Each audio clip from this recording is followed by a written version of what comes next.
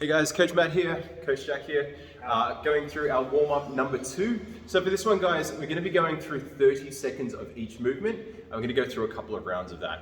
So your first movement is the Cossack squat. So with the Cossack squat, I want you guys to take a nice wide stance, about as wide as your sumo deadlift. And from there, what we're going to try and do is squat down on one side. So you're really trying to pop your hips back to start with and shift your weight to one side and really balance on that one leg. What you'll find is that your toe will be coming up off the floor to give you a little bit of pivot balance as you're going through each of these. Now obviously as a warm-up, I want you guys to take your time with these, try and get a little bit lower with each rep. We've got 30 seconds work here, so really ease into it. See the hips coming back here, really getting down into that squat and trying to keep his heel on the floor of the side that he's squatting on. So as he comes over to the right hand side, his heel, trying to keep it down on the floor. Moving on from there into our mountain climbers. So we're going to pop down into our push-up position, and we're going to be jumping one foot up beside our hand, and we're going to be jumping back and forth. This will really engage the hips and get the core working as well. Going through 30 seconds of these. So don't rush the tempo on these too much. Just make sure you're really getting into a nice big open heel position there. After that, shoulder taps, staying in that push-up position.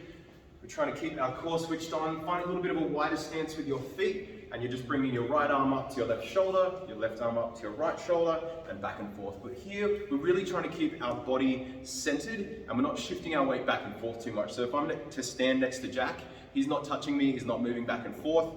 He's really trying to maintain that balance rather than rocking back and forth.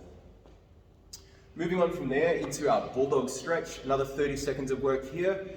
Jack's going to reach down and grab his toes, but try and keep his legs nice and straight as he does so. Really stretch out those hamstrings at the back. From here, he's going to pull his hips down and get into a nice deep squat, keeping his elbows inside his knees.